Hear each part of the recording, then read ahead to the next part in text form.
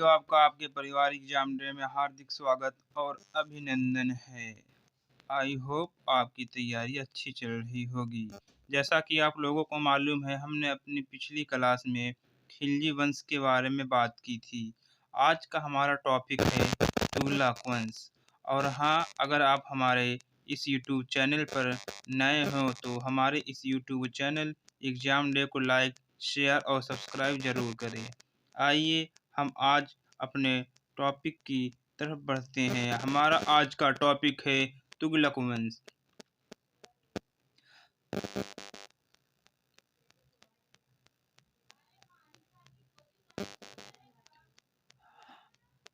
आपके सामने आपका पहला सवाल, अलाउद्दीन के निम्न सेनाध्यक्षों में से कौन सा तुगलक वंश का प्रथम सुल्तान था? ए गाजी मलिक, बी मलिक काफूर, सी जफर खां, बी उबेग खां। आपका सही जवाब होगा ऑप्शन नंबर ए गाजी मलिक।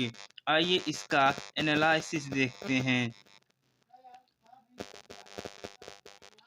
अलाउद्दीन के सेनापतियों में गयासुद्दीन तुगलक या गाजी मलिक तुगलक वंश का प्रथम शासक था। उसने तुगलक वंश की स्थापना की। गयासुद्दीन तुगलक अलाउद्दीन खिलजी के शासनकाल में कई महत्वपूर्ण अभियानों का नेतृत्व किया था तथा उसे मुल्तान तथा दीपालपुर का गवर्नर नियुक्त किया गया था। इब्न बतूता के अनुसार 29 अवसरों पर उसने मंगोलों के विरुद्ध विजय प्राप्त किया, उन्हें भारत से बाहर खदेड़ा, इसलिए वह गाजी मलिक के नाम से प्रसिद्ध हुआ। क्या इसलिए वह गाजी मलिक के नाम से प्रसिद्ध हुआ? खुसरो शाह को समाप्त करके उसने दिल्ली के सिंहासन पर अधिकार कर लिया तथा 8 सितंबर 1320 को सुल्तान बना। इसका एक नाम गाजी बेग तुगलक या गाजी तुगलक था। इसी कारण इतिहास में इसके उत्तराधिकारियों को भी तुगलक पुकारा जाने लगा और उसका वंश तुगलक वंश पड़ा। तुगलक वंश पड़ा। आइए हम अपने अगले सवाल की तरफ बढ़ते हैं। हमारा अगला सवाल है, गाजी मलिक किस वंश का संस्थापक था? ए तुगलक, बी खिलजी, सी सैयद, डी लोदी। आपका सही जवाब होगा ऑप्शन नंबर ए तुगलक वंश। उपर्युक्त की व्याख्या हम कर चुके हैं। हम अपने अगले सवाल की तरफ बढ़ते हैं। हमारा अगला सवाल है, कृषि को समुन्नत करने के लिए नहर खुदवाने के संदर्भ में 13वीं शताब्दी का निम्नलिखित में पहला शासक होने का श्रेय किसे दिया जाता है? A Balban, B Iltutmish, C Ghiyasuddin Tughlaq, D Razia Begum. आपका सही जवाब होगा option number C Ghiyasuddin Tughlaq. आइए इसका एनालिसिस करते हैं। तुगलक वंश की स्थापना गयासुद्दीन तुगलक ने की थी। क्या गयासुद्दीन तुगलक ने की थी?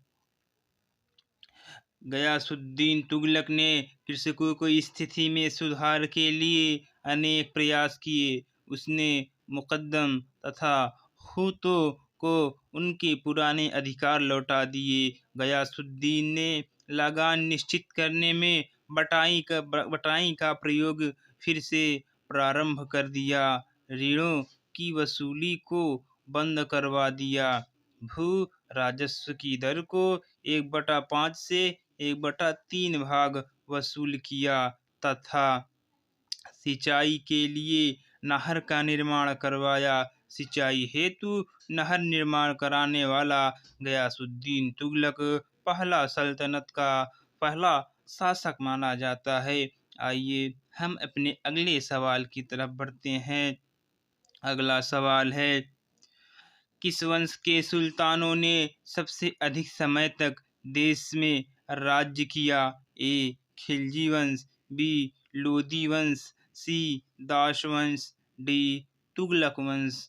आपका सही जवाब होगा तुगलक वंश, ऑप्शन डी। और सबसे कम खिलजी वंश ने यहाँ पर शासन किया।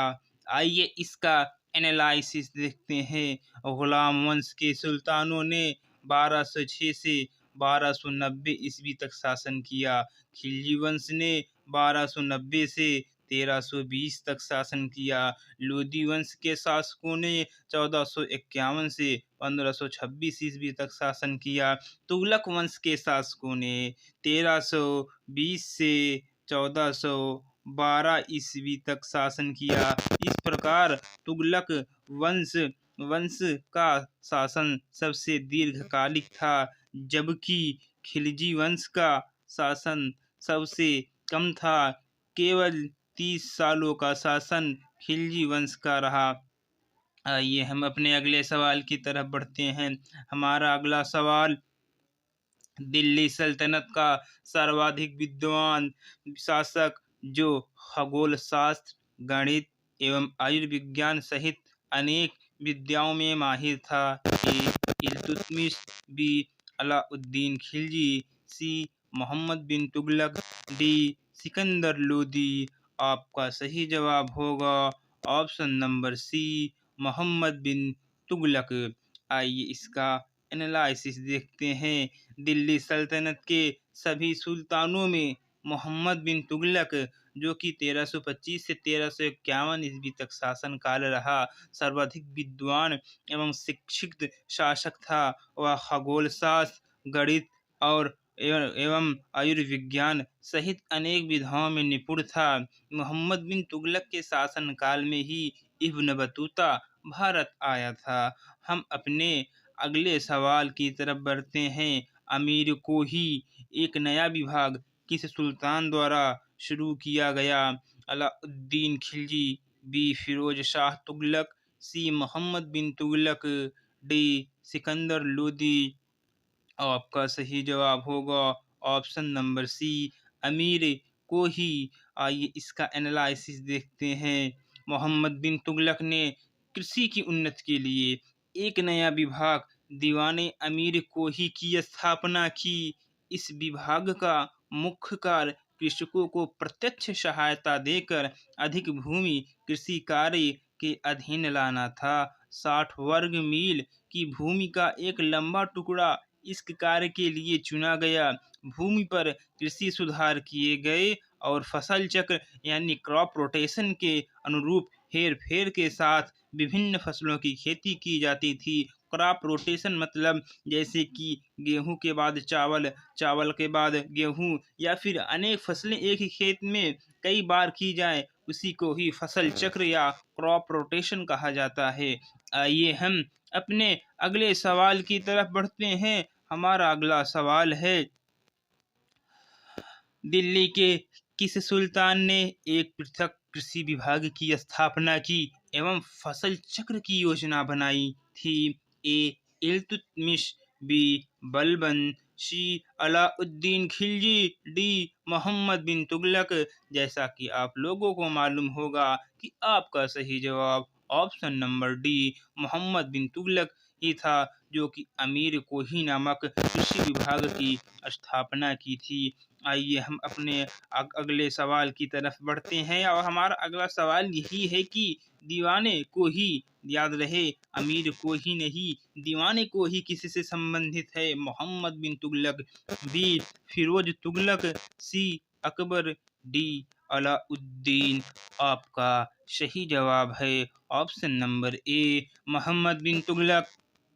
उपर्युक्त की भी व्याख्या हम कर चुके हैं। दीवाने को ही या अमीर को ही वही था कृषि विभाग। आइए हम अगले सवाल की तरफ बढ़ते हैं। हमारा अगला सवाल है, मोहम्मद बिन तुगलक अपनी राजधानी दिल्ली से ले गया? ए दौलताबाद, बी कालिंजर, सी कन्नौज, डी लाहौर। आपका सही जवाब ऑप्शन नंबर ए दौलताबाद। आइए इसका एनालिसिस करते हैं। मोहम्मद बिन तुगलक के प्रयोगों में से एक महत्वपूर्ण था राजधानी दिल्ली से दौलताबाद यानी देवगिरी ले जाना। मोहम्मद तुगलक द्वारा राजधानी परिवर्तन के विभिन्न कारण बताए गए। बरनी के अनुसार साम्राज्य के केंद्र में स्थित होने के कारण देवगिरी को अपनी राजधानी बनाया। ध्यान तब रहे कि जब मोहम्मद बिन तुगलक ने अपनी राजधानी परिवर्तित की तो वहां पर एक सुई तक नहीं छोड़ा। यहाँ तक कि अनुश्रुतियां मिलती है कि एक अपंग यानी अपाहिज और एक अंधा बच गया था, जिसे मोहम्मद बिन तुगलक के आदेश पर उसे घसीटते हुए ले जाया गया दौलताबाद, जिनकी मृत्यु हो गई। क्यों बदलना चाहता था? क्योंकि उसको धमकी या गाली भरे पत्र मिलते थे, तो उसने यह कार्य किया जो कि असफल रहा। मोहम्मद बिन तुगलक के बारे में यह भी कहा जाता था कि यह जिंदगी भर असफल रहा, क्योंकि निज़ामुद्दीन औलिया की आखिरी ख्वाहिशात थी कि उनका मकबरा ना बनाया जाए, लेकिन मोहम्मद बिन तुगलक ने उनका मकबरा बना दी, यानी छत बना दी, जिसके कारण ही या इनके अभिशाप के कारण ही यह जिंदगी भर ठोकर खाता रहा और ठोकर खाते खाते ही इस दुनिया से चला गया। तो आइए हम अपने अगले सवाल की तरफ बढ़ते हैं। हमारा अगला सवाल है, दिल्ली से दौलताबाद राजधानी के हस्तांतरण का आदेश दिया था? ए सुल्तान फिरोज तुगलक ने, बी सुल्तान गयासुद्दीन तुगलक ने, सी सुल्तान मुबारक ने, डी सुल्तान मोहम्मद बिन तुगलक ने। आपका सही जवाब option number D, Mohammad bin Tughlaq ने। उपर्युक्त की व्याख्या हम कर चुके हैं। हम अपने अगले सवाल की तरफ बढ़ते हैं। हमारा अगला सवाल है, भारत में सर्वप्रथम सांकेतिक मुद्रा का प्रचलन किया था? ए अकबर, बी अलाउद्दीन खिलजी, सी बहलोल लोदी, डी मोहम्मद बिन तुगलक। आपका सही जवाब option number D, Mohammad bin Tughlaq. आइए इसका एनालिसिस करते हैं। मोहम्मद बिन तुगलक के कार्य में एक यह भी था।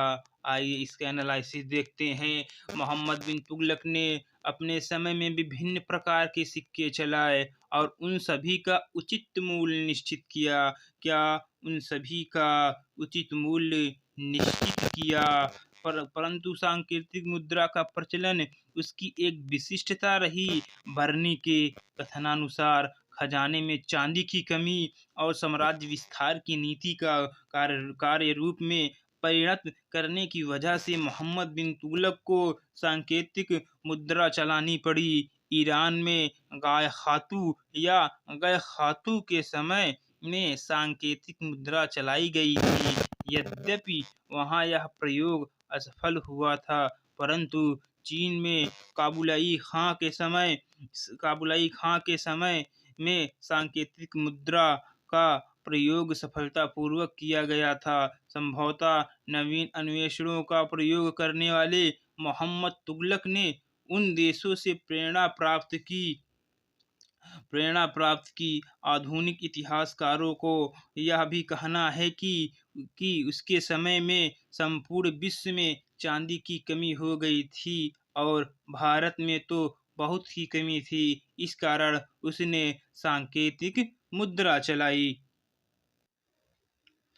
उसकी यह भी योजना असफल रही, क्योंकि लोग तांबे के टंके देकर चांदी की मुद्राओं का भंडार कर लिए, जिसके चलते उसकी यह भी योजना असफल रही। इसके पहले हमने पढ़ा था कि राजधानी हस्तांतरण की, जो कि वो भी असफल रही, और इसने मुद्रा यानी सांकेतिक मुद्रा चलाई, जो ये भी असफल रही। आइए हम अपने अगले सवाल की तरफ बढ़ते हैं। हमारा अगला सवाल, निम्नलिखित में कौन पहला सुल्तान था जिसने भारत में सांकेतिक मुद्रा का प्रचलन किया? इल्तुतमिश, बलबन, मोहम्मद बिन तुगलक, डी बहलोल लोदी। आपका सही जवाब ऑप्शन नंबर सी, मोहम्मद बिन तुगलक। उपर्युक्त की व्याख्या हम कर चुके हैं, फिर भी देखते हैं इसका एनालिसिस। मोहम्मद तुगलक का शासनकाल क्रांतिकारी योजनाओं के लिए जाना जाता है, जिसमें उसकी प्रमुख योजना मुद्रा व्यवस्था से संबंधित थी। सुल्तान ने तांबे तथा इससे मिश्रित कांसे के सिक्के जारी किए, जिनका मूल्य तत्कालीन जारी चांदी के सिक्के के बराबर था, जिसे सांकेतिक मुद्रा कहा गया। ऐसा प्रयोग करने वाला मोहम्मद बिन तुगलक भारत का पहला सुल्तान था। यह योजना बाजार में अव्यवस्था उत्पन्न होने के कारण असफल रही, क्योंकि इसका भंडारण वहां के लोगों ने कर लिया। आइए हम अपने अगले सवाल की तरफ बढ़ते हैं। हमारा अगला सवाल, जब उसने राजत्व यानी किंगशिप प्राप्त की तो वह शरीयत के नियमों और आदेशों से पूर्णतः स्वतंत्र था। बरनी ने यह कथन किस सुल्तान के लिए कहा? ए इल्तुतमिश, बी बलबन, सी अलाउद्दीन खिलजी, डी मोहम्मद बिन तुगलक। आपका सही जवाब अलाउद्दीन खिलजी। आइए इसका एनालिसिस देखते हैं। ज़ियाउद्दीन बरनी के उक्त कथन अलाउद्दीन खिलजी ने के लिए कहा गया। उसने अपनी पुस्तक तारीख़ फिरोज शाही, कौन सी पुस्तक? तारीख़ फिरोज शाही में इसका वर्णन किया है। अलाउद्दीन खिलजी ने दिखा दिया कि सल्तनत को बगैर धर्म के चलाया जा सकता है। अलाउद्दीन का कथन था कि मैं वही कार्य करूँगा जो राज्य के हित में है, मैं वह कार्य नहीं करूँगा जो धर्म के हित में है। इसलिए इससे अमीर वर्गों का महत्व कम कर दिया। आइए हम अपने अगले सवाल की तरफ बढ़ते हैं। हमारा अगला सवाल कथन और कारण पर बेस्ड है। कथन ए है, मोहम्मद बिन तुगलक ने एक नया स्वर्ण सिक्का जारी किया जो इब्न बतूता द्वारा दीनार कहलाया गया। याद रहे कि इब्न बतूता इसी के शासनकाल में भारत आया। कारण आ रहे, मोहम्मद बिन तुगलक पश्चिमी एशियाई तथा उत्तरी अफ्रीका देशों के साथ व्यापार में अभिवृद्धि के लिए स्वर्ण सिक्कों की टोकन मुद्रा जारी करना चाहता था। आपने इसका एनालिसिस पहले भी कर लिया है। आप इसका सही जवाब खुद से बताएं। बाकी हम आगे चलते हैं, इसी का हम एनालिसिस देखेंगे और उत्तर देखेंगे। कूट ए है, ए तथा आर दोनों सही हैं तथा आर ए की सही व्याख्या करता है। बी है, ए और आर दोनों सही हैं परंतु आर ए की सही व्याख्या नहीं करता। सी है, ए सही है परंतु आर गलत है। डी है, ए गलत है परंतु आर सही है। आपका सही जवाब होगा ऑप्शन नंबर सी, ए सही है परंतु आर गलत है। आइए ए में क्या लिखा था कि मोहम्मद बिन तुगलक ने एक नया स्वर्ण सिक्का जारी किया जो इब्न बतूता द्वारा दीनार कहलाया गया। यानी ऑप्शन नंबर आपका ए तो सही था किंतु कारण आर गलत है। आइए इसका एनालिसिस देखते हैं हम। मोहम्मद बिन तुगलक के द्वारा जारी स्वर्ण के सिक्कों को इब्न बतूता, याद रहे इब्न बतूता मोर या मोरक्को का निवासी था, द्वारा दिनार की संज्ञा दी गई थी।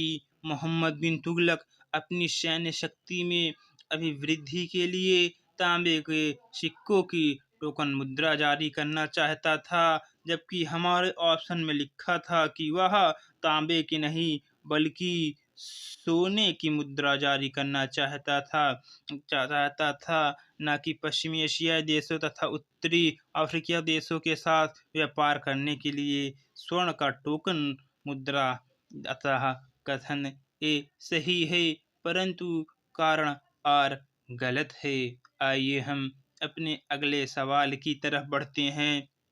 हमारा अगला सवाल भी कथन और कारण पे बेस्ड है। हमारा कथन ए है, मोहम्मद तुगलक की प्रातीक मुद्रा योजना असफल सिद्ध हुई। और कारण आ रहे, मोहम्मद तुगलक का मुद्रा निर्गमन पर उचित नियंत्रण नहीं था।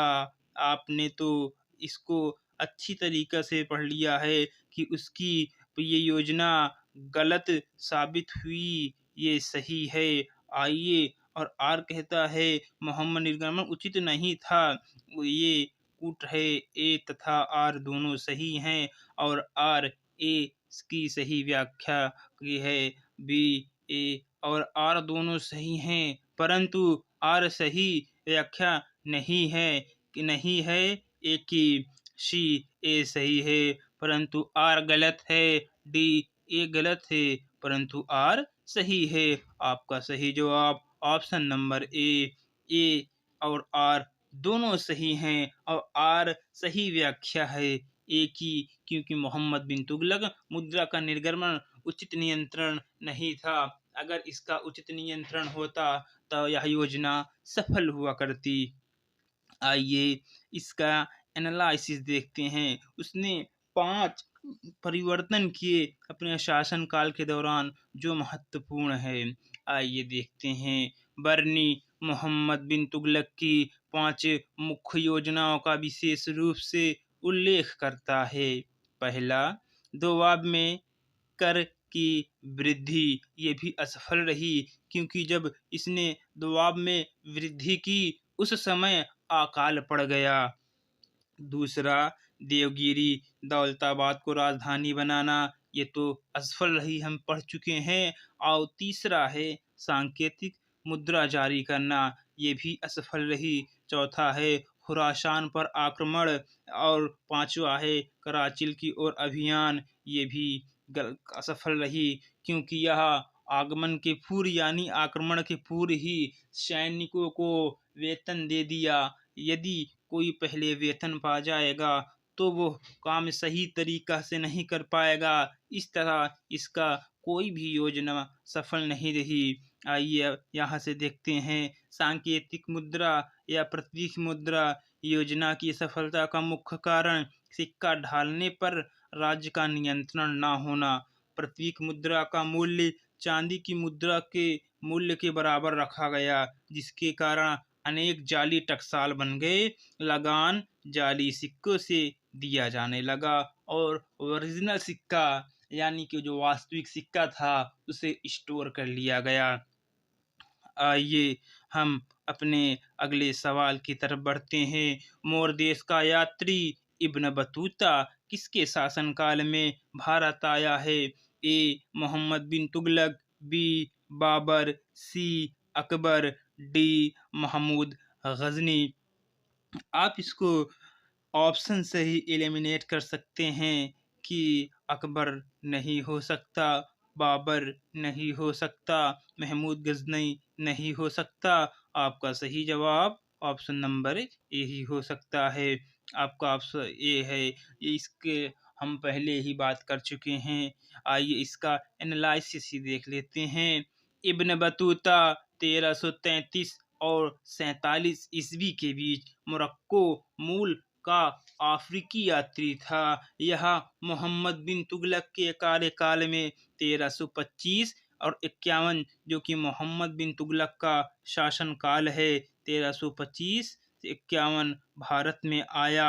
मोहम्मद बिन तुगलक ने इसे दिल्ली का काजी नियुक्त किया था। बाद में इसे जेल में भी डाल दिया। आइए हम अपने अगले सवाल की तरफ बढ़ते हैं। हमारा अगला सवाल, मध्यकालीन यात्री एवं लेखक इब्न बतूता किस देश का निवासी था?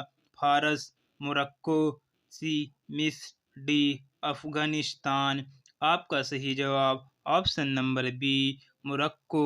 उपर्युक्त की व्याख्या हम कर चुके हैं। 18 नंबर सवाल, इब्न बतूता भारत में किसके शासनकाल में आया? देखिए क्वेश्चन का पैटर्न इस तरह रोटेट करता है।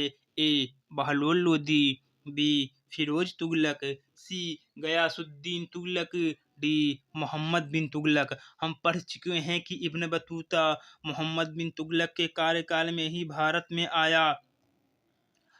इसके पहले यह किस देश का निवासी? मोर या मोरक्को देश का निवासी। कौन था ये? लेखक भी था, यह भी पढ़ चुके। आइए इसकी हम तो उपयुक्त व्याख्या कर चुके हैं। हम अपने अगले सवाल की तरफ बढ़ते हैं।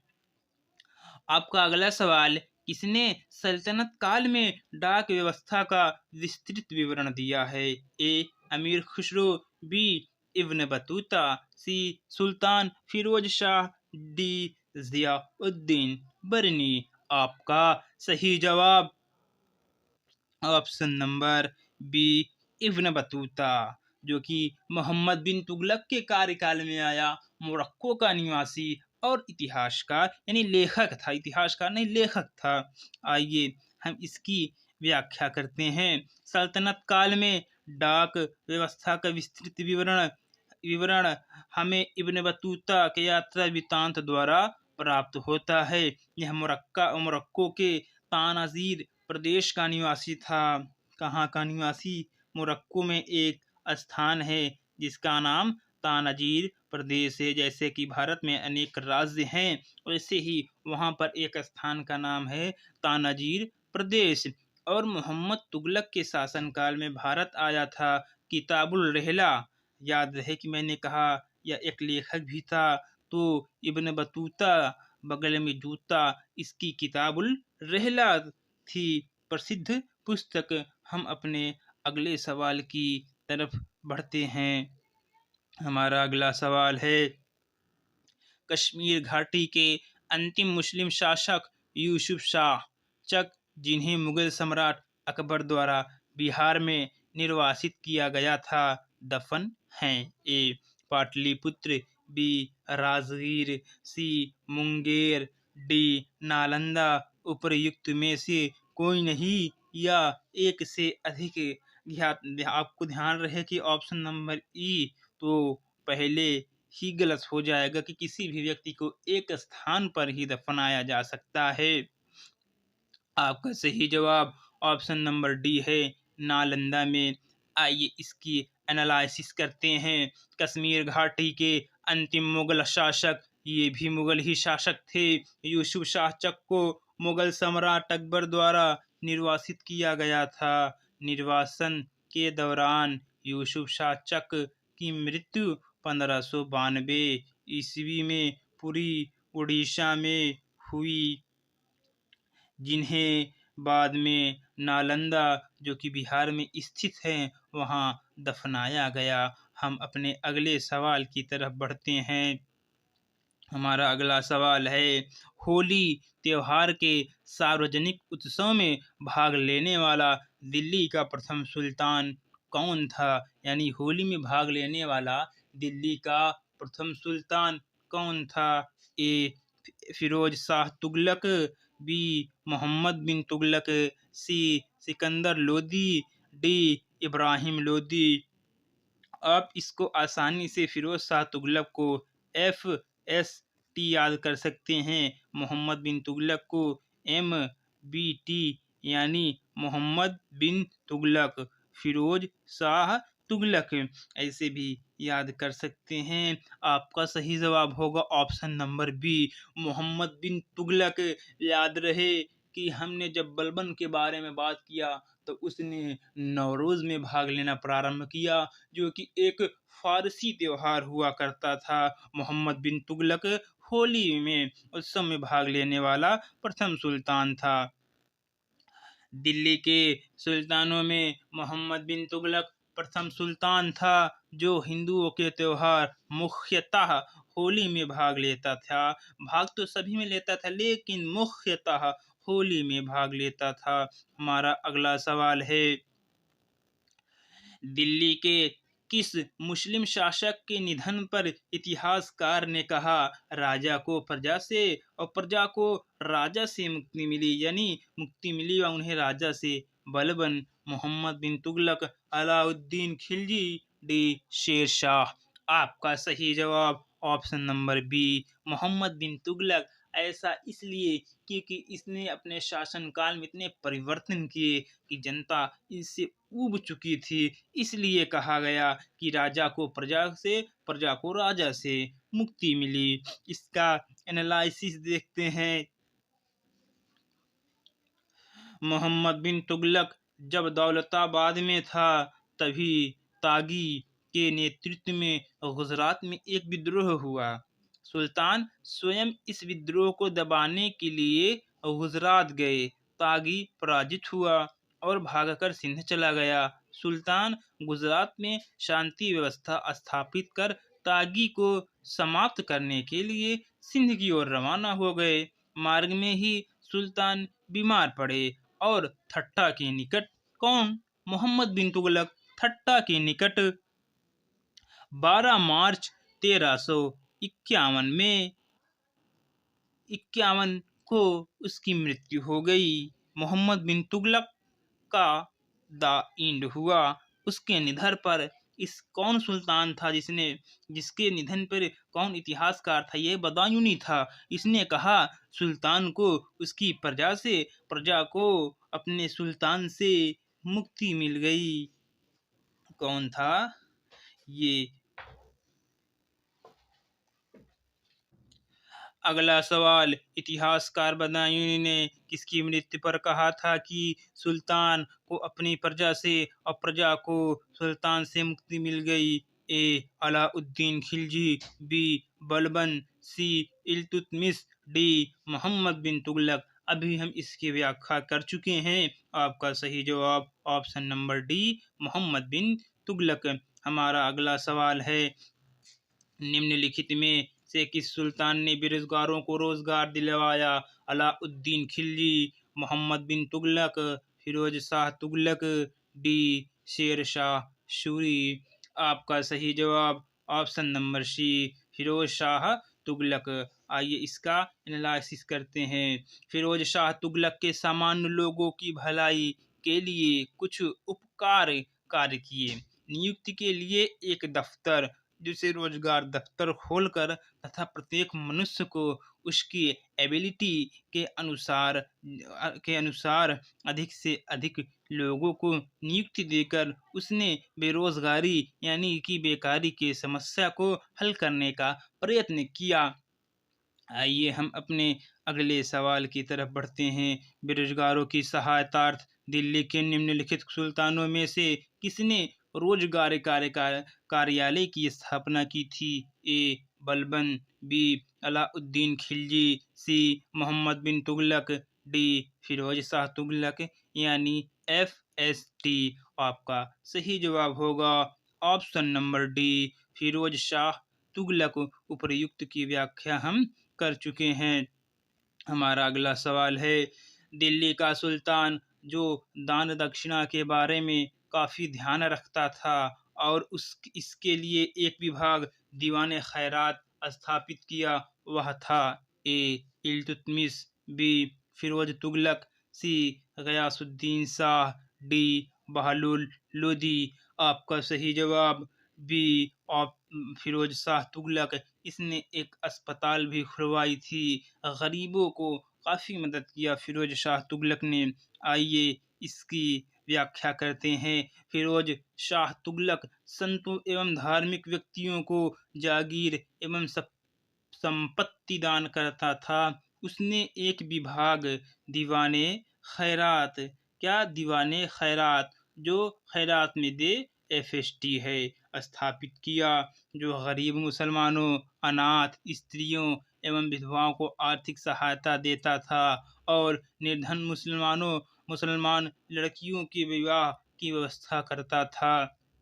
फिरोज शाह तुगलक के कार्यकाल में ही अधिक दास हो गए, इसी कारण इसके काल के दासों का काल भी कहा जाता है। हम अपने अगले सवालों की तरफ बढ़ते हैं। ये देखिए हमारा अगला सवाल इसी पर बेस्ड है। निम्नलिखित में से किस सुल्तान के दरबार में सबसे अधिक गुलाम थे? A Balban, B Alauddin Khilji, C Mohammad bin Tughlaq, D Firoz Tughlaq. आपका सही जवाब option number D Firoz Shah Tughlaq. आइए इसका एनालिसिस करते हैं। फिरोज शाह तुगलक को दासों का बहुत शौक था। उसके दासों की संख्या संभवतः 1,80,000 तक पहुंच गई थी। उनकी देखभाल के लिए एक पृथक विभाग दीवाने बंदगान यानी कि दास का गठन किया गया था।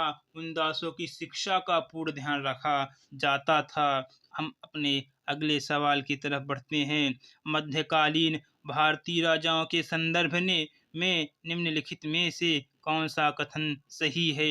अब इसमें मिक्स्ड है, आइए हम देखते हैं। ऑप्शन ए है, अलाउद्दीन खिलजी ने पहले एक अलग आरिज विभाग स्थापित किया। बलबन ने अपनी सेनाओं के घोड़ों के दागने की पद्धति शुरू की। मोहम्मद बिन तुगलक के बाद दिल्ली की गद्दी पर उसके चाचा बैठे। डी, फिरोज शाह तुगलक ने गुलामों का एक अलग विभाग स्थापित किया। आपका सही जवाब ऑप्शन नंबर डी ही सही है, क्योंकि इसके हम पढ़ चुके हैं, इसके पहले हम इस सवाल को पढ़ चुके हैं, ऑप्शन नंबर डी को। आइए इसका एनालिसिस करते हैं।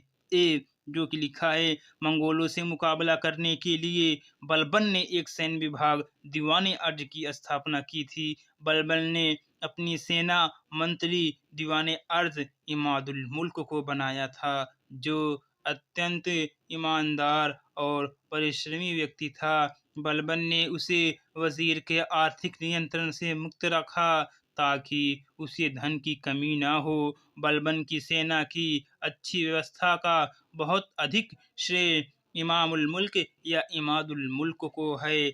आपका दूसरा है, घोड़ों को दागने की प्रथा बलबन ने नहीं बल्कि अलाउद्दीन खिलजी ने शुरू की। आपका तीसरा था, मोहम्मद बिन तुगलक के बाद उसका चचेरा भाई फिरोज शाह तुगलक गद्दी पर बैठा, न कि उसका चाचा बैठा। आपका ऑप्शन नंबर 4 है, फिरोज शाह तुगलक ने गुलामों के लिए एक अलग विभाग दीवाने बंदगान की स्थापना की। फिरोज दासों का बहुत शौकीन था, इसीलिए इस काल को दासों का काल भी कहा जाता है। इसलिए आपका सही जवाब टी सही था। आइए हम अपने अगले सवाल की तरफ बढ़ते हैं। हमारा अगला सवाल, सर्वप्रथम लोक निर्माण विभाग की स्थापना की थी। ए, इल्तुतमिश। बी, बलबन ने। सी, अलाउद्दीन खिलजी ने। डी, फिरोज शाह तुगलक ने। आपका सही जवाब option number D, Firoz Shah Tughlaq ने। आइए इसका एनालिसिस देखते हैं। सल्तनत काल में सर्वप्रथम फिरोज शाह तुगलक ने ही लोक निर्माण विभाग की स्थापना की थी। कहा जाता है कि फिरोज ने 300 नवीन नगर क्या 300 नवीन नगर 300 नवीन नगर का निर्माण कराया। उसके द्वारा बसाए गए नगरों में फतेहाबाद, हिसार, फिरोजपुर, जौनपुर, फिरोजाबाद आदि प्रमुख हैं। कौन कौन से नगर? फतेहाबाद, हिसार, फिरोजपुर, जौनपुर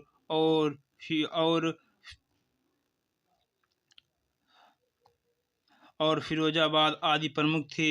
अपने बंगाल अभियान के दौरान उसने इकदला का नया नाम आज़ादपुर तथा पंडुआ का नया नाम फिरोजाबाद, याद रहे, पंडुआ का नया नाम फिरोजाबाद रखा, यानी कि फिरोजाबाद का पुराना नाम पंडुआ था। उसके राज्य का मुख्य वास्तुकार यानी आर्किटेक्ट मलिक गाजी शाहना था। प्रत्येक भवन की योजना को उसके व्यय अनुमान के साथ दीवाने विजारत के सम्मुख रखा जाता था। ये क्या है? दीवाने विजारत के सम्मुख रखा जाता था, तभी उस धन पर स्वीकृति की अनुमति मिलती थी या किया जाता था। आइए हम अपने अगले सवाल की तरफ बढ़ते हैं। हमारा अगला सवाल है, दिल्ली का जो सुल्तान भारत में नहरों के सबसे बड़े जाल का निर्माण करने के लिए प्रसिद्ध है, वह था। A, Iltutmish. B, Ghiyasuddin Tughlaq. C, Firoz Tughlaq. D, Sikandar Lodi. आपका सही जवाब होगा option number C, Firoz Shah Tughlaq. आइए इसका एनालिसिस देखते हैं। फिरोज तुगलक का शासन काल भारत में नहरों के सबसे बड़े जाल का निर्माण करने के लिए प्रसिद्ध रहा। सिंचाई की सुविधा के लिए उसने 5 बड़ी नहरों का निर्माण कराया। फिरोज तुगलक उलेमा वर्ग की स्वीकृति के पश्चात हक के शर्ब, याद रहे, हक के शर्ब नामक सिंचाई कर लगाने वाला दिल्ली का प्रथम सुल्तान था। उन किसानों को जो सिंचाई के लिए शाही नहरों का प्रयोग करते थे, यानी वो एक स्पेशल नहर हुआ करती थी, अपनी पैदावार का 1/10 भाग दिया करते थे। यानी कि अगर 100 किलो अनाज उत्पन्न हुआ है तो उसका 10 किलो दिया करते थे। आइए हम अपने अगले सवाल की तरफ बढ़ते हैं। हमारा अगला सवाल, दिल्ली के किस सुल्तान ने सबसे ज़्यादा नहरों का निर्माण किया था? A. Firoz Shah Tughlaq, B. Iltutmish, C. Balban, D. Sikandar Lodi. ई. उपर्युक्त में से कोई नहीं या एक से अधिक। आपका सही जवाब फिरोज शाह तुगलक। हम अपने अगले सवाल की तरफ बढ़ते हैं। हमारा अगला सवाल, हक़ शर्ब अथवा सिंचाई कर लगाने वाला दिल्ली का प्रथम सुल्तान कौन था? A. Alauddin Khilji, B. Ghiyasuddin Tughlaq, C. Mohammad bin Tughlaq, D. Firoz Tughlaq. आपका सही जवाब option number D, Firoz Tughlaq. उपर्युक्त की व्याख्या हम कर चुके हैं। हमारा अगला सवाल, दिल्ली के किस सुल्तान ने ब्राह्मणों पर भी जजिया कर लगाया था? A. Balban, B. Firoz Shah Tughlaq, C. Alauddin Khilji, D. Mohammad bin Tughlaq. आपका सही जवाब option number B, Firoz Shah Tughlaq. आइए इसका एनालिसिस देखते हैं। फिरोज तुगलक द्वारा ब्राह्मणों पर भी जजिया कर लगाया गया था।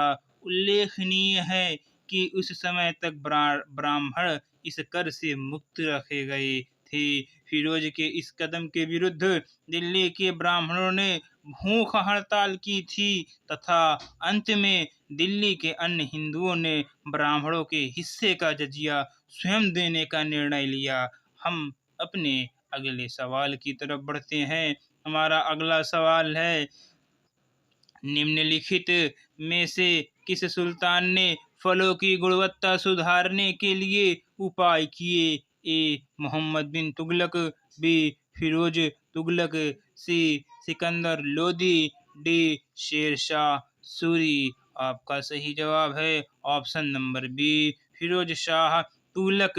आइए इसका एनालिसिस देखते हैं। फिरोज शाह तुगलक ने बागवानी में अपनी अभिरुचि के कारण दिल्ली के निकट 1200 नए फलों के बाग लगाए तथा उसने अपने बागों में फलों की गुणवत्ता सुधारने के भी उपाय किए थे।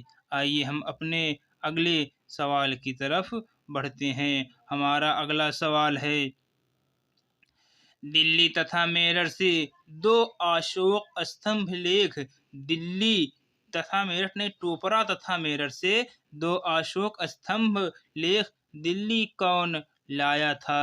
ए. Alauddin Khilji, B. Firoz Shah Tughlaq, C. Mohammad Ghori, D. Sikandar Lodi. आपका सही जवाब है option number B, Firoz Shah Tughlaq. इसका एनालिसिस करते हैं। फिरोज शाह तुगलक की विशिष्टता यह थी कि उसने अपने पूर्ववर्ती राजाओं और कुलीन पुरुषों के भवनों की मरम्मत कराने एवं उन्हें पुनः निर्मित कराने पर बहुत ध्यान दिया। उसने अपने निर्माण से भी अधिक महत्व उन भवनों को पुनः स्थापित करने में जोर दिया।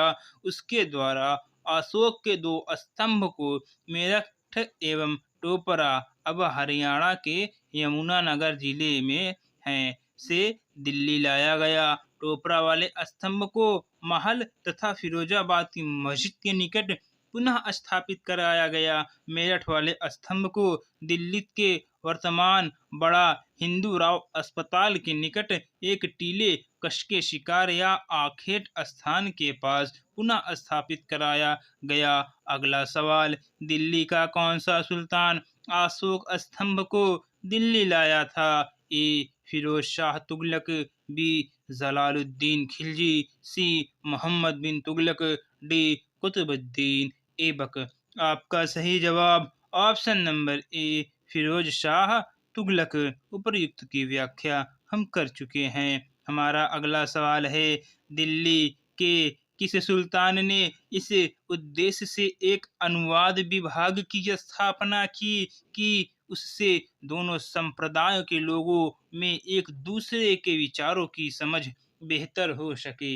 ए Alauddin Khilji, B Firoz Tughlaq, C Iltutmish, D Sikandar Lodi. आपका सही जवाब option number B, Firoz Shah Tughlaq.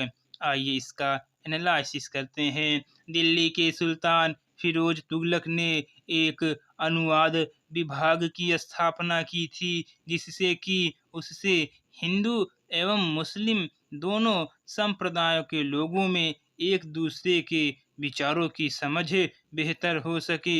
उसने कुछ संस्कृत ग्रंथों का फारसी में अनुवाद भी करवाया। आइए अगले सवाल की तरफ बढ़ते हैं। हमारा अगला सवाल, राज्य के खर्च पर हज की व्यवस्था करने वाला पहला भारतीय शासक था? A Alauddin Khilji, B Firoz Tughlaq, C Akbar, D Aurangzeb. आपका सही जवाब option number B, Firoz Shah Tughlaq. आइए इसका एनालिसिस देखते हैं। राज्य के खर्च पर हज की व्यवस्था कराने वाला पहला भारतीय शासक फिरोज तुगलक था। उसने दारुल शफा क्या उसने दारुल शफा नामक एक खैराती अस्पताल की स्थापना की और उसमें कुशल हकीम रखे। आइए हम अपने अगले सवाल की तरफ बढ़ते हैं। हमारा अगला सवाल है, फिरोज तुगलक द्वारा स्थापित दारुल शफा क्या है? एक दानशाला, बी एक खैराती अस्पताल, सी एक पुस्तकालय, डी तीर्थयात्रियों के लिए एक अतिथि गृह। उर्दू का एक वर्ड है जिसका नाम है शफा, यानी कि शिफा, यानी किसी रोग का शफा या शिफा कहाँ हो सकता है। इसलिए आपका ऑप्शन होगा दारुल शफा एक खैराती अस्पताल था। आपका सही जवाब ऑप्शन नंबर बी। उपर्युक्त की व्याख्या हम कर चुके हैं। हमारा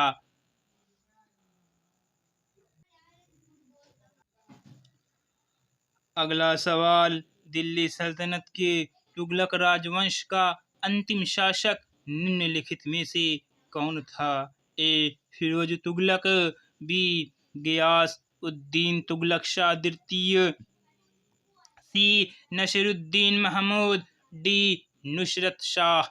आपका सही जवाब क्या होगा? आपका सही जवाब option number C, Nasiruddin Mahmud. Delhi सल्तनत के तुगलक वंश का अंतिम शासक नसीरुद्दीन महमूद था। आइए इसकी व्याख्या करते हैं। नसीरुद्दीन महमूद 1394 से 1412 ईस्वी तक तुगलक वंश का अंतिम शासक था। इसके शासन काल में ख्वाजा जहां ने जौनपुर के स्वतंत्र राज्य की स्थापना की। पंजाब का सूबेदार खिजर खां स्वतंत्र होकर दिल्ली को प्राप्त करने के लिए प्रयत्न करने लगा। फिरोज के एक अन्य पुत्र नुसरत शाह ने नसीरुद्दीन को चुनौती दी। फलस्वरूप तुगलक वंश दो भागों में विभाजित हो गया और दोनों शासकों ने एक ही साथ दिल्ली के छोटे से राज्य पर शासन किया। नसीरुद्दीन दिल्ली में रहा और नुसरत शाह फिरोजाबाद में। नसीरुद्दीन महमूद के शासनकाल में मध्य एशिया के महान मंगोल सेना नायक तैमूर ने भारत पर आक्रमण 1398 में किया था। यह कथन इसी शासक के लिए प्रचलित था। शहंशाह की सल्तनत दिल्ली से पालम तक फैली हुई थी। आइए हम अपने अगले सवाल की तरफ बढ़ते हैं। हमारा अगला सवाल, तैमूर ने किसके शासनकाल में भारत पर आक्रमण किया? ए अलाउद्दीन खिलजी, बी बहलोल लोदी, सी फिरोज तुगलक, डी मोहम्मद बिन तुगलक।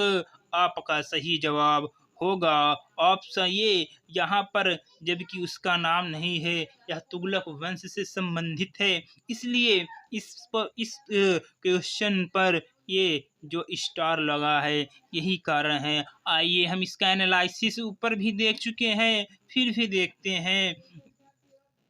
भारत पे तैमूर का आक्रमण वस्तुतः तुगलक शासक नसीरुद्दीन महमूद 1394 से 1412 ईस्वी के काल में 1498 में हुआ था।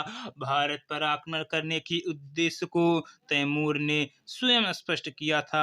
उनमें से एक था काफिरों से युद्ध तथा उनका विनाश, तथा दूसरा था धन प्राप्ति। जाने से पहले उसने खिज़र खां को मुल्तान, दीपालपुर, लाहौर लाहौर का सूबेदार नियुक्त किया। कहाँ उसने खिज़र खां को मुल्तान, दीपालपुर, लाहौर का सूबेदार नियुक्त किया। अतः उपर्युक्त समस्त प्रश्न विकल्प गलत हैं। हम अपने अगले सवाल की तरफ बढ़ते हैं। हमारा अगला सवाल है, तैमूर लंग ने किस वर्ष भारत पर आक्रमण किया? ए 1210, बी 1398, सी 1492, डी 1526। आपका सही जवाब ऑप्शन नंबर बी 1398। हम उपर्युक्त की व्याख्या कर चुके हैं। हमारी आज की क्लास का अंतिम एवं 43वां सवाल यह है कि तैमूर के आक्रमण के बाद भारत में किस वंश का राज्य स्थापित हुआ? लोदी वंश, सैयद वंश, तुगलक वंश, खिलजी वंश। आपका सही जवाब होगा ऑप्शन नंबर बी, सैयद वंश। आइए इसका एनालिसिस करते हैं। तैमूर का आक्रमण 1398 ईस्वी में दिल्ली सल्तनत एवं तुगलक वंश दोनों को ही नष्ट कर दिया। 1412 ईस्वी में नसीरुद्दीन महमूद की मृत्यु के साथ ही तुगलक वंश का अंत हो गया। 1413 ईस्वी में सरदारों ने दौलत खां को दिल्ली का सुल्तान चुना, परंतु उसे खिज़र खां ने पराजित कर दिया। वह तैमूर द्वारा नियुक्त लाहौर का सूबेदार था। तैमूर के आक्रमण के बाद 1414 ईस्वी में उसने दिल्ली पर आक्रमण कर एक नए वंश, सैयद वंश की नींव डाली। आज का सेक्शन समाप्त होता है। दोस्तों, अगर हम आपको हमारी यह वीडियो अच्छी लगी हो तो इस वीडियो को लाइक, शेयर और सब्सक्राइब ज़रूर करें। आपको जैसा कि मालूम है, हम पूर्वानुलोकन का अध्ययन कर रहे हैं, जो कि सभी प्रतियोगी परीक्षाओं में अति महत्वपूर्ण है और इतिहास से सवालात हर एक परीक्षाओं में आते ही आते हैं। यहाँ तक कि ARO जो कि आने की संभवतः डेट पे डेट है, उसमें तो 15 से 20 के बीच भी सवाल आते हैं। अगर हमारी वीडियो आपको अच्छी लगी हो तो वीडियो को सब्सक्राइब और अपने दोस्तों के पास शेयर ज़रूर करें। आपका लाइक, शेयर और सब्सक्राइब ही हमारा मोटिवेशन है। आपको वीडियो कैसी लगी है ये कमेंट बॉक्स में ज़रूर बताएं। हम अपने अगले सेशन में मिलेंगे। तब तक के लिए सभी साथियों को जय हिंद, जय भारत।